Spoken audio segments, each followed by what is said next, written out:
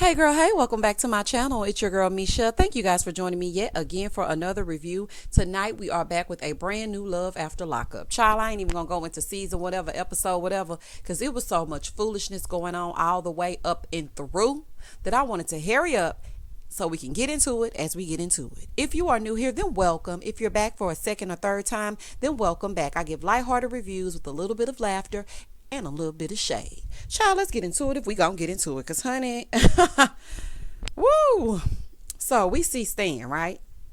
Stan sees Lisa coming and says, is that somebody? He's like, is that her? I can't tell who that is. Well, honey, wait till you see her. You ain't gonna be able to tell who she is for real. So then Lisa comes out looking like Eminem from 8 Mile. And I said, girl, what? My tears grow cold, I'm wondering why. Got out of bed at all. Girl, I'm not about to play with you. Baby, she was looking like Eminem from 8 Mile, his little brother or his son. I said, baby, you can't tell me Lisa didn't have a girlfriend in prison, honey. You can't tell me she did. And I ain't gonna let you tell me nothing different, honey.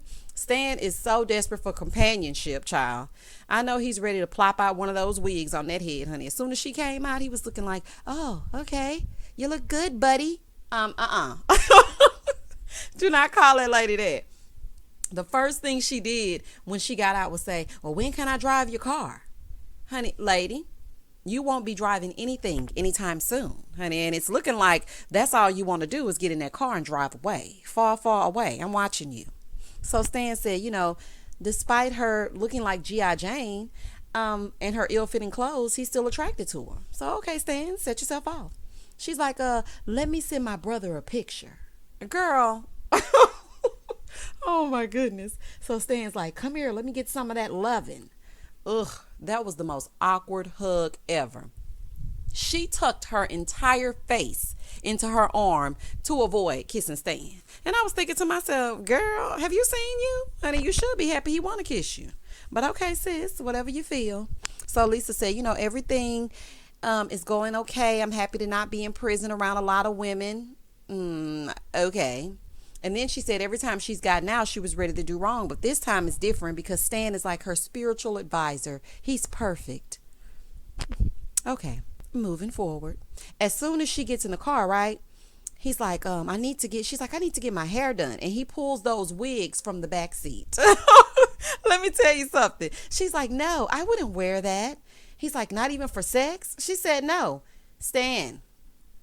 Okay, I know you don't want to feel like you're having sex with one of your buddies, but that lady bamboozled you. These are $1,300 worth of synthetic wigs. Okay, honey, a whole entire waste of money. I knew it when you bought them, but now that I'm actually seeing them in Lisa's hands, yeah, it's giving real synthetic. She's like, I thought you might like this stud look. He's like, no. She said, well, they liked it in there. Tell us you were someone's girlfriend without telling us you were someone's girlfriend. Child, I'm not about to play with these people. So then we see Lisa in a confessional. Lisa, so you chose this wig? Girl, oh my goodness, child. Lisa said when she met him, she was wild. Honey, that hair is wild. So, I'm pretty sure you're telling the truth. She said Stan likes wild things in the bedroom. Oh, Stan a little freak. Okay, I see what's going on here. Stan said, when we get home, I'm hoping for a little Mr. Nasty time. He didn't exactly say it that way, but y'all know I like to zhuzh it up. So then he tells her, look, see what you do to me? And she looks down at his member and it's erected. I could throw up. Listen, that is a yuck and that is a hell no. Moving forward. Back over here with Brittany and Ray. They're trying to figure out why he got put back on the bus. Leave it up to a black grandmother to find out what all's doing. So the grandmother comes over and she says they took him back because we weren't supposed to be here to pick him up. He's supposed to ride the bus. So then Brittany was like, you think we could just follow that van? Follow that car. So Brittany is ready to go on a high-speed chase for her love, honey. Just call them Bonnie and Clyde. So Ray gets in the van and they get in to follow them, right? I was thinking to myself, Ray didn't think to ask the conditions of his release. And what is following this van gonna do? Child, they just said he can't go with y'all. So now they're on a high-speed chase with this van to get him. Grandma said, you're trying to get to that man. She sure is, sis. She sure is. So when they get Ray Ray, he emerges and Brittany runs up to him. Honey, Brittany said, I'm going to be the first person you hug over your grandmother, whether you like it or not. Once Brittany lets him go, child, I'm like, Brittany, release that man, honey. Once she lets him go, he greets everyone else. And then I started to have a little soft spot for Ray Ray. But I know it's going to change once she starts with the foolishness. But for right now, I have a very soft spot for him. So then Ray tells us, he took his freedom for granted. His parents separated when he was 2. And he grew up in the home with his mom. And when he was 11, his mom got shot and killed. And she was shot 5 times and left in a van for dead. Ooh, that is personal. That will make anybody turn. In which direction, I'm not sure. But I know that has had to affect him mentally for all these years, and especially as a young boy. And then your parents are already separated. Your mom gets killed in such a heinous way, and you have no idea who or why, no motive, no suspect. You know what? Houston is the sorriest city when it comes to handling homicide cases. Like, they will just hang it up. If they literally, that show, First 48, if they don't find out within the first 48 hours, then it's a dub. Child, that's crazy.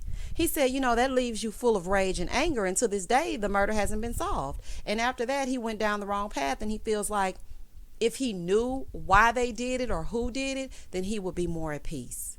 I'm like, oh, man.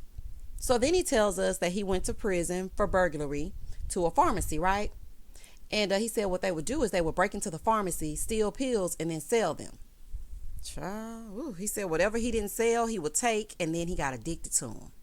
So then Brittany says, I didn't tell my family that he was out. I want to give them time to adjust, and I want to give him time to adjust as well. Honey, good luck. Over in the other scene, we see Rachel and Doug in the car, and she has to treat him like she treats little Doug. She's like, your seatbelt for safety. Honey, the seatbelt rings, and she's like, you need to put it on. Sir, you just got out. Please buckle up. Honey, click it or ticket. Child, breaking the law already. So then he's like, you got a lot of rules. She's like, yeah, it's called the law. So he's 1 hour out of prison, and he looks at her. He's like, yeah, it's a no return policy on me, baby. She said, you know what? Try me.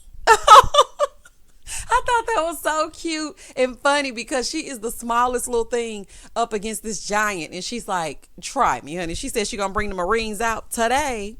So he's filling her up as she drives. Ooh, another moment that I could have thrown up. And he's ready to go to Pound Town. He said the last time he had sex was in 2015. And Rachel's like, I'm so excited. All I think about is sex and finishing the other B's and maybe making another B. Well, y'all are making me want to be. B as in barf. Girl, ugh. And you two definitely don't need no baby. So then they get to the hotel room, right? He's like, yeah, the plan is to get her clothes off, get her piped up, and get on with it because the PO said I had to be home by 5. Charlie, y'all ain't gonna take no bath? Like any kind of wash off? Nothing. Okay. So Rachel's like, I've never had sex with anyone as tall as Doug. I'm 4'10" and he's 6'5". Girl, who cares, honey? She said, however, I don't think that will be a barrier between us. Sure, okay. I really don't have time for these people. I really don't. Child. She's like, I know he wants me, and that's for sure. Child, okay, can we stop showing them in the act? Honey, I don't even want to see a simulation of sex. I don't want or need the visual. And for the people that are listening to me, I'm speaking for us all. Like, this is just disgusting. And let me tell y'all something. If they show Stan and Eminem having sex, I'm not watching no more. So y'all can forget about the reviews because I will no longer be reviewing. Over in Manchester, Tennessee, we're introduced to Anissa and Jeff. We're introduced to a new person today, y'all. She's going to search for a wedding dress, and she tells us that she's been a cougar her whole life. She was married 10 years to someone else, and her ex was 19, and she was 29, right? And girl, he couldn't even legally drink. What did y'all toast with at the wedding? Apple juice? Oh, child. So she said he was a really kind man, but mostly young and hot. Apparently, he worked at Taco Bell, but he bought her a $9,000 ring, so I guess he saved up all those checks, honey. So then she's like, yeah, I'm going from a $9,000 ring to a broke boy. And her friend was like, yes, exactly. He's a boy. He may be 40, but he still acts like a kid. Well, according to y'all don't even know who he is. So I'm just going to go with he's a man or he's invisible, child. So Anissa said her husband was sweet, but he was just too nice and she got bored. Lady, at your big old age, you still into bad boys? Girl, goodbye. So she said she went on a pen dating website and found this guy that went in for drugs, got out, and went back in for guns. Sounds like a catch to me. So then she tells us one year when she was a lonely Valentine, she wrote him a letter and they had so much in common. Girl, pen pals always have a lot in common until they get out, honey. She's like, he's my dream guy. Or you only met him in your dreams, according to your friends. Moving forward. So they make it to this bridal shop, right? They sit down and the bridal consultant is like, so how did you get engaged? So Anissa was like, he's in prison and he asked me over the phone. She's like, oh, okay, fun. That's what you get for asking, honey. You're asking too many intrusive questions. You are here to sell a dress, not to figure out how she got engaged. Just be happy you getting a commission, honey. That's exactly what you get. So Anissa tells us that she waited for 11 years to get married.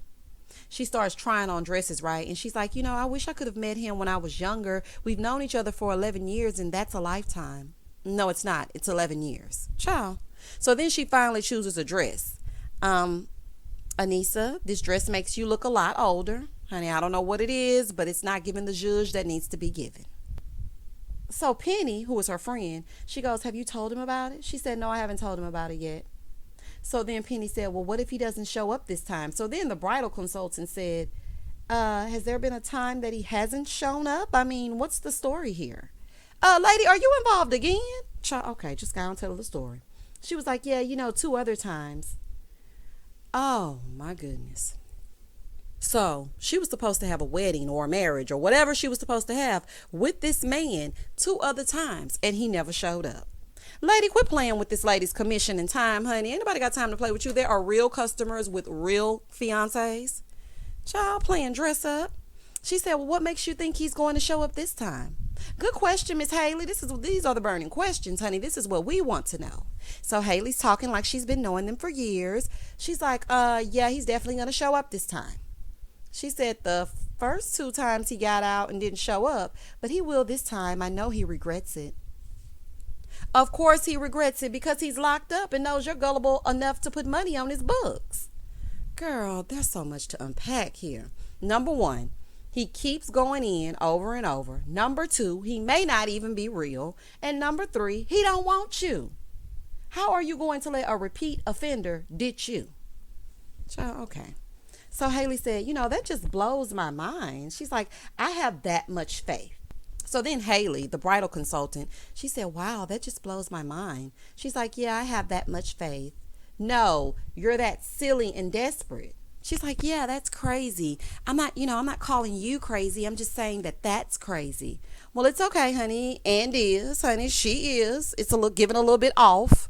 She's like, yeah, I'm not saying you're crazy. Her friend's like, well, she's crazy just a little bit. Baby, the friend has all the sense in the world. Penny, we stand in agreement with you.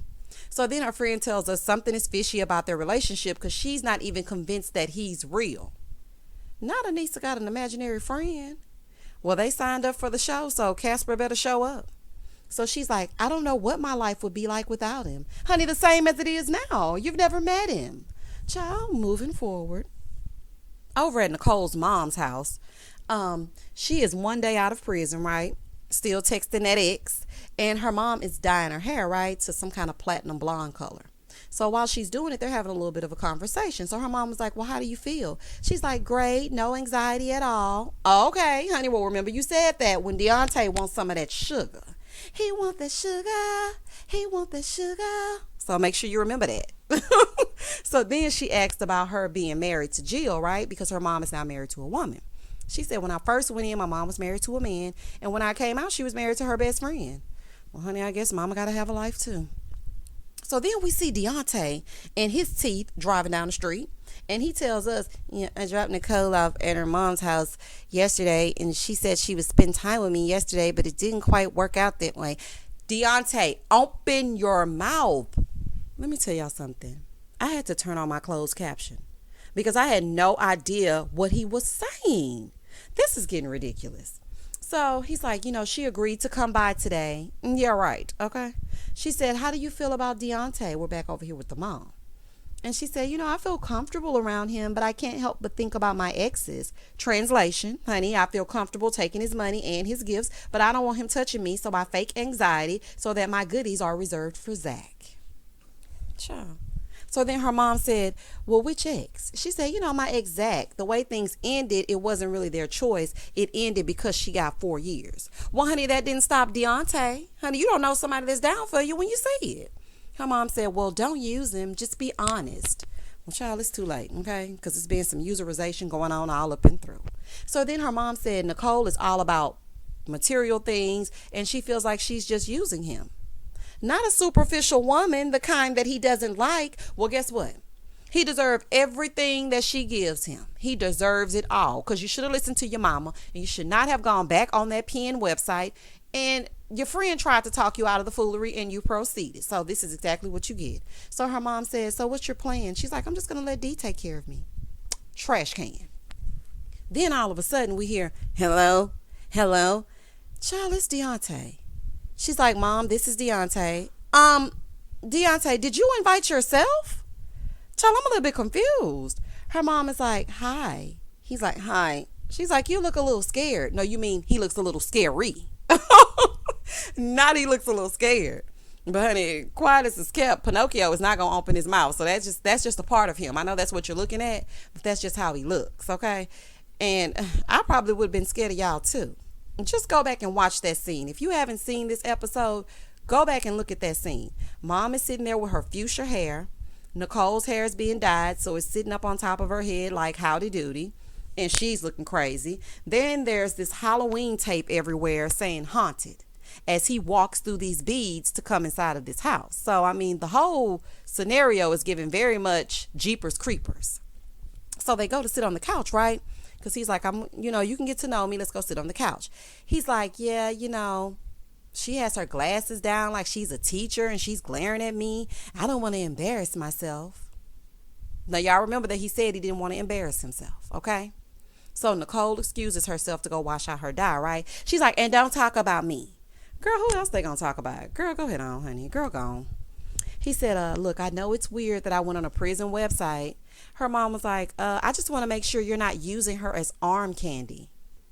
Say what now? Using her? Well, she's using him, honey, so it's an even exchange. He said, no, I love her, and I don't know if she told you, but we're engaged. Deontay, no, you're not, honey. You're not engaged. She isn't even engaged in conversation with you. Child, okay. He's like, I kind of proposed, and she said yes. You kind of proposed, or you did propose? He said, I'm weak for the women I love. She was like, how many women is it? Honey, this is what we need to know. How many women are actually agreeing to have anything with Deontay? So he's like, it's just Nicole. I bought something to prevent me from venturing out and doing other things. So then he says, y'all, wait a minute, just brace yourself. If you're eating something, please put it down right now. This is a disclaimer. I bought myself a toy. Boy, why are you telling this girl's mother that? Honey, I'm convinced his mama drank Clorox when she was pregnant with him, because that brain is fried, honey. So it's got to be bleached. It's got to be tied. Like, what is wrong with you? Why would you tell this woman's mother that you bought a sex toy? Okay. I told y'all something was a little bit off, but I'm thinking it's all the way gone. Not just a little bit off, but it's just done. So then he says, I named her Nicole Jr. Her mom is like, okay, that's weird. Honey, I would have called the cops on him. Deontay seems like he will lock you up in a basement and feed you graham crackers and treat you like a pet. I don't trust it. I do not trust it. And Nicole, you keep playing with him, you're going to be locked up, honey. He won't let you out. For real. I'm just saying, girl. Be locked up in that basement. He's like, I know it's weird. She's like, yeah, kind of. He said, I think she likes me. I think it went good. Okay, child. So then her mom goes up to Nicole and she's like, oh, you didn't tell me you were engaged. She's like, I'm not engaged. She said she asked him for a ring and he snuck one in. So you risked your freedom for her to have a Cracker Jack ring? Child, oh my goodness. So then she comes out and says, why would you tell my mom that we're engaged? He said, aren't we? Oh, child. No, you're not. Okay? No. He said, when I gave you the ring, I said, I guess you might as well marry me now. Deontay, even for a person in prison, that is not a proposal. She's like, yeah, but our conversations after that, I told you that I wanted the real ring and I wanted someone to get down on one knee, so we are not engaged. He was like, well, I know now. So then he goes outside and he tells us out here in TV land that she switched from holding his hand to acting brand new, and the love he's given is not the same love that he's receiving. It's not being reciprocated. And isn't. Child, he's like, maybe after the gifts, things will change. Oh, okay. I'm really running on a few hours of sleep, and Deontay is running my pressure up with the foolishness. What is wrong with you? So now we're back over here to Rachel and Doug, okay? And they're freshening up after a few minutes of passion. I'm glad y'all finally took a shower. Blech. He's like, it was great. You know, I felt really loved. She has beautiful boobs and nice blowjobs. Honey, TMI, okay? And of course, we know Rachel enjoyed it, honey, because she could not wait to get to her prison bae. So he finally came to his senses about his probation restrictions, and he's like, I need to hurry up and get home because they said I need to be there by 5. So in the car ride, he's taking selfies, trying to get his angles down. I'm like, boy, how you get your Instagram up and running already? But then I remembered in prison, they give you access to communication via the internet. So I understood it. So then he starts telling us about Doug Jr. He said, you know, he went in when Doug Jr. was 1, and then he got out again when they were 7. He was with them for like 30 days, and then he went right back to prison. So then they arrive at the house, right? And he was shocked. He was shocked that it was so nice. He said the only time he's ever been in a house that nice was to steal something. Well, honey, you better be careful, because if you ever put him out, you're going to come home from the local Walmart and all of your belongings are going to be gone. I'm just telling you now. So Rachel said, you know, this is the happiest that she's been in a while. So Doug said, listen, if I mess this up, then I will be a fool, because I will be messing it up for little Doug as well, because we've never really lived this good. Well, I hope you don't plan to just live off of her, which I'm sure you are. You need to contribute in some way. Okay? You really do. Rachel, I know you're in La La Land right now, but he's going to need to do something. Child, you better pull rank. Pull your strength from the Marines and make him get a job. Child. So Deontay is introducing us to Nicole Jr. This was like a little short. You know how they have the little shorts in between the actual scenes? And he said Nicole thinks it's weird. Then he demonstrates how to use her. Lube her up and get into it as you get into it. Ugh. Moving forward. So we're back over here with Anissa over in Tennessee. And she tells us that Casper is getting out tomorrow. Is he, girl? So then she said she hasn't talked to him in a few days. So her friend Kyle is there, right? She's like, yeah, he's getting out and hasn't called me. And he's like, he's getting out and he hasn't called you? She's like, yeah, but he doesn't have access to a phone. Why? Every other inmate does. So then Kyle said, it seems very crazy, but all these times you've been talking to him, he's never called while I'm around. Has anyone ever heard of him or heard him speak? She's like, yeah, I think Penny was around maybe once. Child, the only reason why you're saying Penny was around is because Penny is not present at this present moment.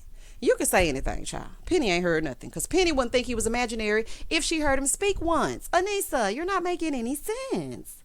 Child, she's like, I swear he's not imaginary. And y'all know what I was thinking.